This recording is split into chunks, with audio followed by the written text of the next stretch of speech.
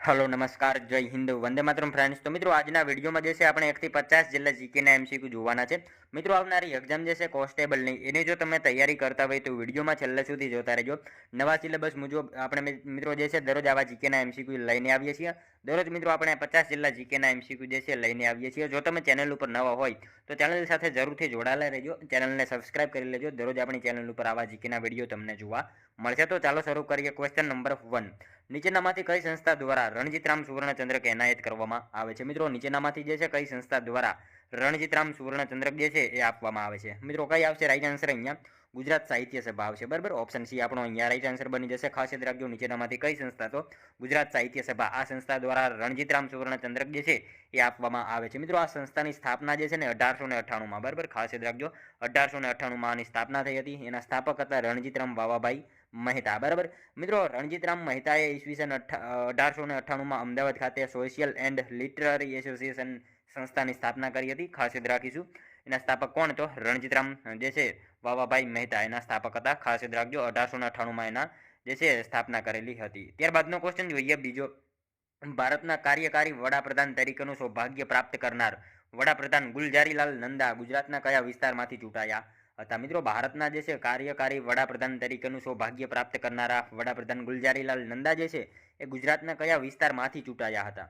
કયા વિસ્તારમાંથી આવશે મિત્રો? અહીંયા રાઈટ આન્સર સાબરકાંઠા આવશે। બરાબર, ઓપ્શન એ રાઈટ આન્સર આપણો અહીંયા બની જશે। ખાસ યાદ રાખજો, ભારતના કાર્યકારી વડાપ્રધાન તરીકેનું સૌભાગ્ય પ્રાપ્ત કરનારા વડાપ્રધાન ગુલજારીલાલ નંદા જે છે એ કયા વિસ્તારમાંથી? તો સાબરકાંઠા આ વિસ્તારમાંથી જે છે ચૂંટાયા હતા। ખાસ યાદ રાખજો। બરાબર, જોઈએ ત્યારબાદનો નેક્સ્ટ ક્વેશ્ચન, 1986માં ભારત સરકાર દ્વારા પંચાયતી રાજ સંસ્થાઓના પુનરુદ્ધાર માટે કઈ સમિતિની રચના કરવામાં આવી હતી? મિત્રો 1986માં જે છે ભારત સરકાર દ્વારા પંચાયતી રાજ સંસ્થાઓના પુનરુદ્ધાર માટે જે છે એ કઈ સમિતિની રચના કરવામાં આવી હતી? કઈ સમિતિ આવશે રાઈટ આન્સર? LM સંઘવી સમિતિ આવશે। બરાબર, ઓપ્શન ડી રાઈટ આન્સર બની જશે આપણો। ખાસ યાદ રાખજો, 1986માં જે છે ભારત સરકાર દ્વારા પંચાયતી રાજ સંસ્થાઓના પુનરુદ્ધાર માટે જે છે કઈ સમિતિ? તો LM સંઘવી આ સમિતિની જે છે એ રચના કરવામાં આવેલી હતી। ખાસ યાદ રાખજો। ત્યારબાદનો ક્વેશ્ચન જોઈએ, કવિ કલાપી એ કયા ઉપનામથી સાહિત્ય લખવાની શરૂઆત કરી હતી? કવિ કલાપીએ જે છે મિત્રો કયા ઉપનામથી સાહિત્ય લખવાની જે છે એ શરૂઆત કરી હતી? કયા ઉપનામથી આવશે રાઈટ આન્સર? મધુકર આવશે। બરાબર, ઓપ્શન ડી રાઈટ આન્સર અહીંયા બની જશે આપણો। ખાસ યાદ રાખજો, કવિ કલાપી જે છે એમને કયા ઉપનામથી? તો મધુકર આવા ઉપનામથી જે છે એમને સાહિત્ય લખવાની શરૂઆત કરેલી હતી। મિત્રો તમે વિડીયો જે છે છેલ્લે સુધી જોતા રહેજો। આપણે છેલ્લે લાસ્ટમાં એક 51મો ક્વેશ્ચન રાખેલો છે જેનો આન્સર જે છે તમારે કોમેન્ટમાં જણાવવાનો રહે છે, તો વિડીયોમાં તમે છેલ્લે સુધી જોતા રહેજો। જોઈએ ત્યારબાદનો નેક્સ્ટ ક્વેશ્ચન 5મો, ભારત પાકિસ્તાનના ભાગલા પછી બંને દેશોની મિલકત અને જવાબદારીઓની વહેંચણી મહત્વની ભૂમિકા ભજવનાર જે છે ગુજરાતી મહાનુભાવ કોણ હતા? મિત્રો ભારત પાકિસ્તાનના ભાગલા પછી બંને દેશોની મિલકત અને જવાબદારીઓની વહેંચણી માટે જે છે મહત્વની ભૂમિકા ભજવનારા ગુજરાતી મહાનુભાવ નીચેનામાંથી કોણ હતા? કોણ આવશે રાઈટ આન્સર? અહીંયા HM પટેલ હતા। બરાબર, ઓપ્શન ડી રાઈટ આન્સર અહીંયા બની જશે આપણો। ખાસ યાદ રાખજો, ભારત પાકિસ્તાનના ભાગલા પછી બંને દેશોની મિલકત અને જવાબદારીઓની વહેંચણી માટે જે છે મહત્વની ભૂમિકા ભજવનાર ગુજરાતી મહાનુભાવ કોણ? તો HM પટેલ। મિત્રો હીરુભાઈ મૂળજીભાઈ પટેલ, બરાબર એમનું પૂરું નામ છે। સમાજસેવક, રાજકીય નેતા અને વહીવટીકર્તા હતા। અને મિત્રો ભારતમાં જે છે લારખાના ખાતે મદદનીશ કલેક્ટર તરીકે જોડાયા હતા। 1940 થી 1945 દરમિયાન કેન્દ્રના પુરવઠા ખાતામાં જે છે નાયબ સચિવ, સંયુક્ત સચિવ અને સચિવ તરીકે તેમણે જવાબદારી અદા કરી હતી। ત્યારબાદ મિત્રો તેઓ સ્વતંત્ર ભારતના પ્રથમ કેબિનેટ સચિવ બન્યા હતા। અને મિત્રો દેશના વિભાજન વખતે એમણે જે છે પાર્ટીશન સેક્રેટરી તરીકે જે છે કપરી કામગીરી સંભાળી હતી। 1977ની ચૂંટણીમાં એમણે મિત્રો જનતા પક્ષના ઉમેદવાર તરીકે તેઓ સાબરકાંઠા મત વિસ્તારમાંથી લોકસભામાં ચૂંટાયા હતા। આ બધી માહિતી એમના વિશે આપણને જે છે ખ્યાલ હોવી જોઈએ। બરાબર, જોઈએ ત્યારબાદનો નેક્સ્ટ ક્વેશ્ચન, જે તરંગોના પ્રસરણ માટે માધ્યમ હોવું જરૂરી છે તે તરંગને શું કહેવામાં આવે છે? જે તરંગોના પ્રસરણ માટે મિત્રો માધ્યમ હોવું જરૂરી છે આ તરંગને જે છે શું કહેવામાં આવે છે? શું આવશે મિત્રો? અહીંયા રાઈટ આન્સર યાંત્રિક તરંગ આવશે। બરાબર, યાંત્રિક તરંગ જે છે એને કહેવામાં આવે છે જે તરંગોના પ્રસરણ માટે જે છે માધ્યમ હોવું જરૂરી છે આ તરંગને શું? તો યાંત્રિક તરંગ એવું કહેવામાં આવે છે। ખાસ યાદ રાખજો। મિત્રો તમને વિડીયો ગમતો હોય તો એક લાઇક કરજો। અમે તમારી પાસે માત્ર એક લાઇકની આશા રાખીએ છીએ, તો એક લાઇક તમે જરૂર કરી દેજો। ત્યારબાદનો ક્વેશ્ચન જોઈએ, નાટ્ય ઉત્તેજક મંડળીની સ્થાપના કોણે કરી હતી? મિત્રો નાટ્ય ઉત્તેજક મંડળીની સ્થાપના જે છે એ નીચેનામાંથી કોણે કરી હતી? શું આવશે રાઈટ આન્સર? અહીંયા રણછોડરાય દવે આવશે। બરાબર, ઓપ્શન એ રાઈટ આન્સર અહીંયા બની જશે આપણો। ખાસ યાદ રાખજો, નાટ્ય ઉત્તેજક મંડળીની સ્થાપના જે છે એ કોણે? તો રણછોડરાય દવે જે છે એમણે નાટ્ય ઉત્તેજક મંડળીની જે છે સ્થાપના કરેલી હતી। નેક્સ્ટ ક્વેશ્ચન જોઈએ ત્યારબાદનો, ગિરનાર ખાતેના સમ્રાટ અશોકના શિલાલેખનો કયા મહાન કવિએ શેલકણ તરીકે બિરદાવ્યો છે? ગિરનાર ખાતેના મિત્રો સમ્રાટ અશોકના શિલાલેખનો જે છે કયા મહાન કવિએ શેલકણ તરીકે બિરદાવ્યો છે? શું આવશે મિત્રો રાઈટ આન્સર? કવિ નાનાલાલ આવશે, બરાબર. ઓપ્શન એ રાઈટ આન્સર અહીંયા બની જશે આપણો. ખાસ યાદ રાખજો, ગિરનાર ખાતેના સમ્રાટ અશોકના શિલાલેખનો જે છે કયા મહાન કવિએ, તો કવિ નાનાલાલ જે છે એ શેલકણ તરીકે બિરદાવેલો છે. નેક્સ્ટ ક્વેશ્ચન જોઈએ ત્યારબાદનો, બાલાસિનોર તાલુકો ગુજરાતના કયા જિલ્લામાં આવેલો છે? મિત્રો બાલાસિનોર તાલુકો જે છે ગુજરાતના કયા જિલ્લામાં આવેલો છે? કયા જિલ્લામાં આવશે? રાઈટ આન્સર મહીસાગર જિલ્લામાં આવશે, બરાબર. ઓપ્શન ડી રાઈટ આન્સર અહીંયા બની જશે આપણો. ખાસ યાદ રાખજો, બાલાસિનોર તાલુકો જે છે ગુજરાતના કયા જિલ્લામાં, તો મહીસાગર જિલ્લામાં બાલાસિનોર તાલુકો જે છે એ આવેલો છે. ત્યારબાદનો ક્વેશ્ચન જોઈએ, ગુજરાત રાજ્યમાં ટેલિવિઝનનો પ્રારંભ ક્યારે કરવામાં આવ્યો? મિત્રો ગુજરાતમાં જે છે ટેલિવિઝનનો પ્રારંભ જે છે એ ક્યારે કરવામાં આવ્યો? ક્યારે આવશે? સ્વતંત્ર દિવસના દિવસે જે છે ગુજરાતમાં જે છે ટેલિવિઝનનો પ્રારંભ કરવામાં આવેલો હતો. ખાસ યાદ રાખજો. ત્યારબાદનો ક્વેશ્ચન જોઈએ, સાધુ જીવનની વિભાવના અને ચરિતાર્થ કરનાર કર્મયોગી સ્વામી આનંદનું જન્મસ્થળ જણાવો. સાધુ જીવનની વિભાવનાને જે છે ચરિતાર્થ કરનારા કર્મયોગી સ્વામી આનંદનું જન્મસ્થળ જણાવવાનું છે. શું આવશે? રાઈટ આન્સર સિંહાણી આવશે, બરાબર. ઓપ્શન એ રાઈટ આન્સર આપણો અહીંયા બની જશે. ખાસ યાદ રાખજો, સાધુ જીવનની વિભાવનાને ચરિતાર્થ કરનાર કર્મયોગી સ્વામી આનંદનું જન્મસ્થળ કયું? તો સિંહાણી જે છે એમનું જન્મસ્થળ છે. ખાસ યાદ રાખજો, બરાબર. નેક્સ્ટ ક્વેશ્ચન જોઈએ ત્યારબાદનો, ગુજરાતમાં ભરાતા લોકમેળાઓ સંદર્ભે સાચું વિધાન જણાવો. મિત્રો ગુજરાતમાં ભરાતા લોકમેળાઓ સંદર્ભે આપણને અહીંયા જે છે બે વિધાનો આપેલા છે, જોવાના છે સાચા છે કે ખોટા. જોઈએ આપણે. ગુજરાતમાં લગભગ 1521 મેળાઓ ભરાય છે. કુલ મેળામાંથી 1293 જેટલા હિન્દુઓના મેળા છે. શું આવશે મિત્રો અહીંયા રાઈટ આન્સર? બંને વિધાનો સાચા આપેલા છે. ગુજરાતમાં લગભગ 1521 જેટલા જે છે લોકમેળાઓ ભરાય છે, સાચું વિધાન છે. અને કુલ મેળામાંથી જે છે 1293 જેટલા મેળાઓ જે છે હિન્દુ ધર્મને સંબંધ ધરાવે છે, હિન્દુઓના મેળા છે. બંને વિધાનો આપણને અહીંયા જે છે સાચા જ આપેલા છે. મિત્રો ખાસ યાદ રાખજો, ગુજરાતમાં ભરાતા મેળાઓમાં પારસીઓનો એક જ મેળો ભરાય છે અને જૈન મેળાઓ 21 જેટલા ભરાય છે. એના વિશે આપણને ખ્યાલ હોવો જોઈએ. અને મિત્રો આપણે આખા ગુજરાતમાં સૌથી ઓછા મેળા જે છે ક્યાં ભરાય છે? તો ક્યાં આવશે? ડાંગમાં આવશે. ડાંગમાં જે છે સૌથી ઓછા મેળા ભરાય છે, માત્ર 7 જેટલા મેળાઓ ભરાય છે. અને સૌથી વધારે મેળા જે છે કયા જિલ્લામાં ભરાય છે? તો સુરતમાં જે છે સૌથી વધારે મેળાઓ ભરાય છે. 159 જેટલા જે છે મેળાઓ સુરતમાં ભરાય છે. ખાસ યાદ રાખીશું.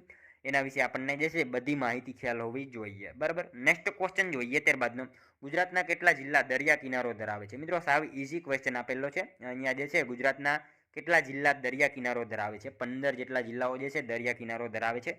ખાસ યાદ રાખજો. નેક્સ્ટ ક્વેશ્ચન જોઈએ ત્યારબાદનો, હાલોને કીડીબાઈની જાનમાં આ પંક્તિ કોની છે? હાલોને કીડીબાઈની જાનમાં આ પંક્તિ જે છે નીચેનામાંથી કયા કવિની છે? કોની આવશે રાઈટ આન્સર? ભોજા ભગતની આવશે, બરાબર. ઓપ્શન ડી રાઈટ આન્સર બની જશે. હાલોને કીડીબાઈની જાનમાં આ પંક્તિ કોની? તો ભોજા ભગતની આ પંક્તિ છે. ખાસ યાદ રાખજો. ત્યારબાદનો ક્વેશ્ચન જોઈએ, ભોજા ભગત દ્વારા રચાયેલ આખ્યાન નીચેનામાંથી કયું હતું? ભોજા ભગત દ્વારા રચાયેલું આખ્યાન નીચેનામાંથી જે છે એ કયું હતું?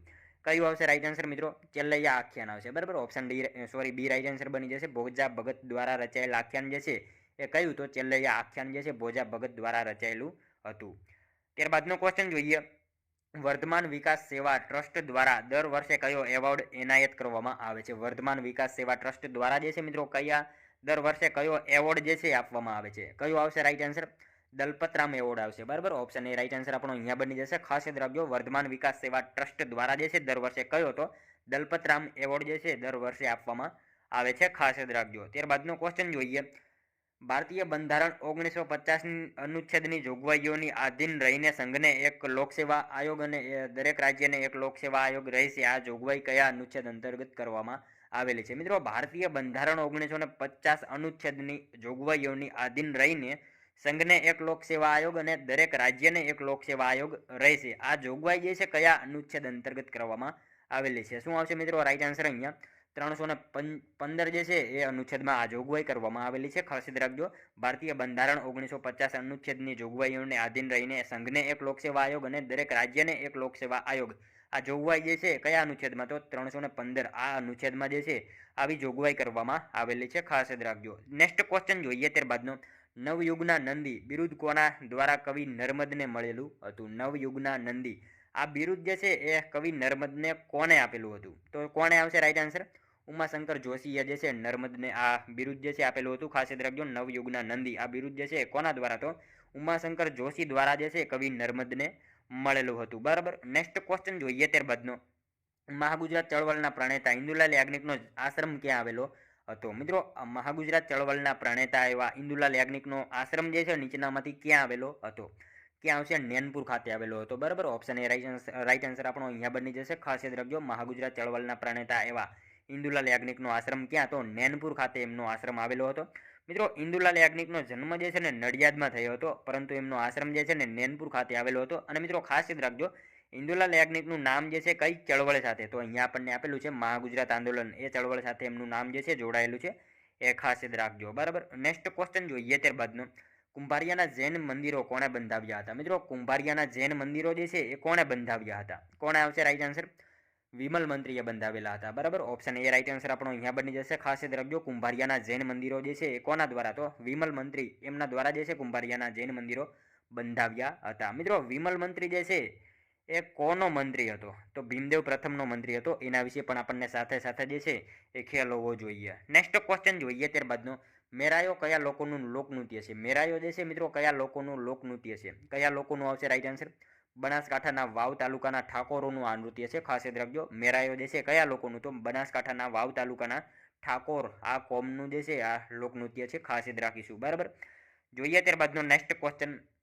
નીચેનામાંથી કોણે સુરસિંહજી ગોહિલને પ્રણય અને અશ્રુના કવિ કહ્યા હતા? નીચેનામાંથી મિત્રો કોણે જે છે સુરસિંહજી ગોહિલને જે છે પ્રણય અને અશ્રુના કવિ કહ્યા હતા? કોણે આવશે રાઈટ આન્સર? મિત્રો અહીંયા કનૈયાલાલ મુનશીએ કહ્યા હતા. બરાબર, ઓપ્શન સી રાઈટ આન્સર આપણો અહીંયા બની જશે. ખાસ યાદ રાખજો, સુરસિંહજી ગોહિલને પ્રણય અને અશ્રુના કવિ કોણે? તો કનૈયાલાલ મુનશીએ આવું કહ્યું હતું. ખાસ યાદ રાખજો. નેક્સ્ટ ક્વેશ્ચન જોઈએ ત્યારબાદનો. હિન્દ છોડો ચળવળ દરમિયાન ગુજરાત કોલેજમાં કયા મહાનુભાવે વિદ્યાર્થીઓની સભા સંબોધી હતી? હિન્દ છોડો આંદોલન દરમિયાન મિત્રો ગુજરાત કોલેજમાં જે છે કયા મહાનુભાવે વિદ્યાર્થીઓની સભા જે છે સંબોધી હતી? કોણે આવશે રાઈટ આન્સર? રવિશંકર વ્યાસ આવશે. બરાબર, ઓપ્શન સી રાઈટ આન્સર બની જશે આપણો. ખાસ યાદ રાખજો, હિન્દ છોડો આંદોલન દરમિયાન જે છે ગુજરાત કોલેજમાં કયા મહાનુભાવે? તો રવિશંકર વ્યાસ જે છે એમણે મિત્રો વિદ્યાર્થીઓની સભા સંબોધી હતી. ખાસ યાદ રાખજો. નેક્સ્ટ ક્વેશ્ચન જોઈએ ત્યારબાદનો.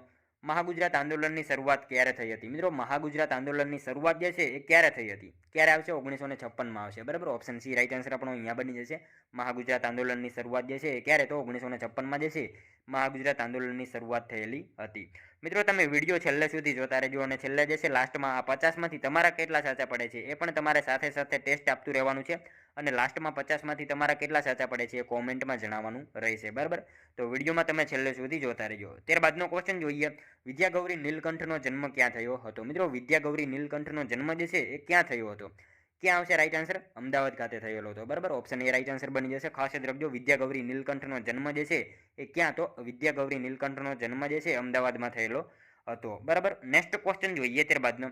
સરદાર વલ્લભભાઈ પટેલ રાષ્ટ્રીય સ્મારક તરીકે નામાંકિત થયેલ અમદાવાદ શહેરનો મોતીશાહી મહેલ કોણે બંધાવ્યો હતો? સરદાર પટેલ જે છે રાષ્ટ્રીય સ્મારક તરીકે નામાંકિત થયેલ અમદાવાદ શહેરનો મોતીશાહી મહેલ જે છે એ કોણે બંધાવ્યો હતો? કોણે આવશે રાઈટ આન્સર? મિત્રો અહીંયા શાહજહાએ બંધાવેલો હતો. બરાબર, ઓપ્શન સી રાઈટ આન્સર બની જશે. ખાસ યાદ રાખજો, સરદાર વલ્લભભાઈ પટેલ રાષ્ટ્રીય સ્મારક તરીકે નામાંકિત થયેલ અમદાવાદ શહેરનો મોતીશાહી મહેલ જે છે એ કોણે? તો શાહજહાએ જે છે બંધાવેલો હતો. ખાસ યાદ રાખજો. મિત્રો વાત કરીએ મોતીશાહી મહેલ વિશે. બરાબર, આ મહેલ જે છે મિત્રો અમદાવાદ ખાતે આવેલો છે, અને એની સ્થાપના જે છે શાહજહાએ કરી હતી. અને મિત્રો આ મહેલમાં જે છે બ્રિટિશ એન્જિનિયર વિલિયમ્સે જે છે બગીચાનું નવનિર્માણ કરી નયન રમ્ય ઓપ આપ્યો હતો. અને મિત્રો આ મહેલમાં જે ખંડનો રવિન્દ્રનાથ ટાગોરે અધ્યયન માટે ઉપયોગ કર્યો હતો તે ખંડ ટાગોર સ્મૃતિ ખંડ તરીકે ઓળખાય છે. ખાસ યાદ રાખજો, આ મહેલમાં જે ખંડનો રવિન્દ્રનાથ ટાગોરે અધ્યયન માટે ઉપયોગ કર્યો હતો તે ખંડ ટાગોર સ્મૃતિ ખંડ તરીકે ઓળખાય છે. અને મિત્રો ઈસવીસન 1975થી મોતીશાહી મહેલને